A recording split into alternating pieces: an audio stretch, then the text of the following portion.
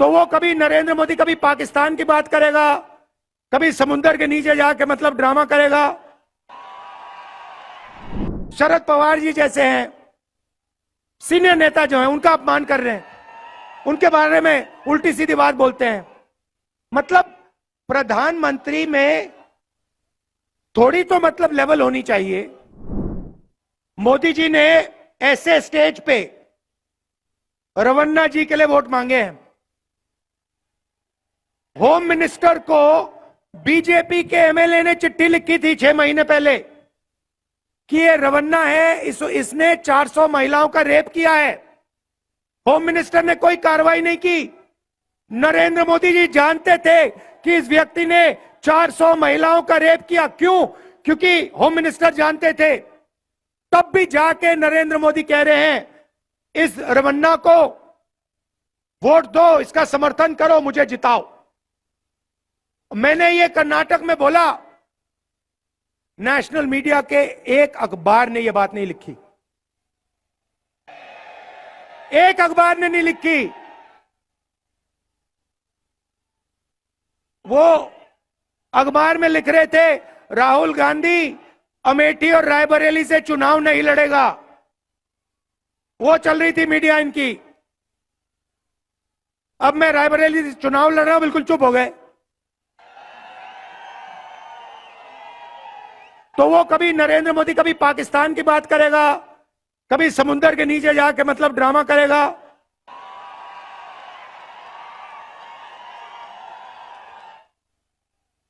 और मतलब आपने देखा, पता नहीं देखा, मतलब समुद्र के नीचे जाके बिल्कुल डरा हुआ था कि भैया कुछ हो ना जाए यहां पे। तो मजाक बना रखा है राजनीति का। और सीनियर नेता जो हैं, शरद पवार जी जैसे हैं सीनियर नेता जो हैं उनका अपमान कर रहे हैं, उनके बारे में उल्टी सीधी बात बोलते हैं। मतलब प्रधानमंत्री में थोड़ी तो मतलब लेवल होनी चाहिए। प्रधानमंत्री को देश की बात करनी चाहिए, विकास की, किसानों की बात।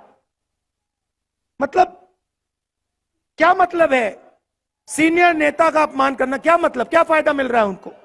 क्या सोचते हैं कि हिंदुस्तान की जनता खुश हो जाएगी? हिंदुस्तान की जनता उनसे यह जानना चाहते हैं, आप 50% का जो आरक्षण का है उसको हटा रहे हो, यह सवाल है। जाति जनगणना कर रहे हो, यह सवाल है। उनका तो जवाब देते ही नहीं है।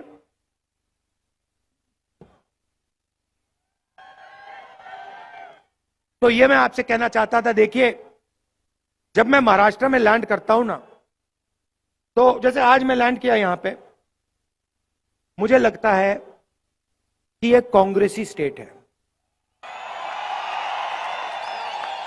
ये अगर मैं आपको बता रहा हूं, मैं जैसे ही यहां लैंड करता हूं मुझे मजा आता है, अच्छा लगता है कि मैं मतलब कांग्रेस की जो, और मैं संगठन की बात नहीं कर रहा हूं, मैं विचारधारा की बात कर रहा हूं। जो आप लोगों में हजारों साल से आपके खून में कांग्रेस पार्टी की विचारधारा है। आपको बताने की भी जरूरत नहीं है, आपको बताने की भी जरूरत नहीं है, आपके दिल के अंदर है। मतलब वो आपके चेहरे पे लिखा हुआ है। तो मैं जानता हूं यहां पर नेचुरल कांग्रेस पार्टी की विचारधारा है। मैं आपको, हमारे जो यहां बब्बर शेठ टाइगर जो बैठे हुए हैं, ये दूसरे तरीके के टाइगर होते हैं। देखो भैया, आमतौर से जंगल में आपको मतलब 1-2 किलोमीटर में एक टाइगर मिलता है ना। यहां पे देखो कितने एक साथ बैठे हुए हैं। तो मैं आपको बता रहा हूं, आप हमारी रीढ़ की हड्डी हो, आप देश को बदलने वाली फौज हो। आप अपनी शक्ति को पहचानो, आप देश को बदलने वाली फौज हो। आपके खून के अंदर आजादी की लड़ाई, फूले जी की विचारधारा, अंबेडकर जी की विचारधारा, गांधी जी की, नेहरू जी की विचारधारा आपके खून के अंदर है। उसको निकाला नहीं जा सकता। आपके माता पिता के अंदर है, आपके बच्चों के अंदर है, आपके परदादा के अंदर है। तो ये मैं आपसे कहना चाहता था। आपने मेरा मूड बहुत अच्छा कर दिया, मैंने आपका मूड अच्छा कर दिया। अच्छा, ये अभी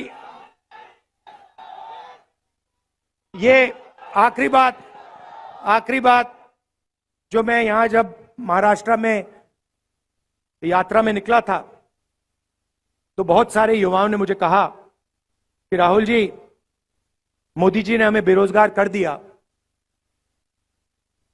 हम पेपर लेते हैं और महीनों के लिए हम रात दिन काम करते हैं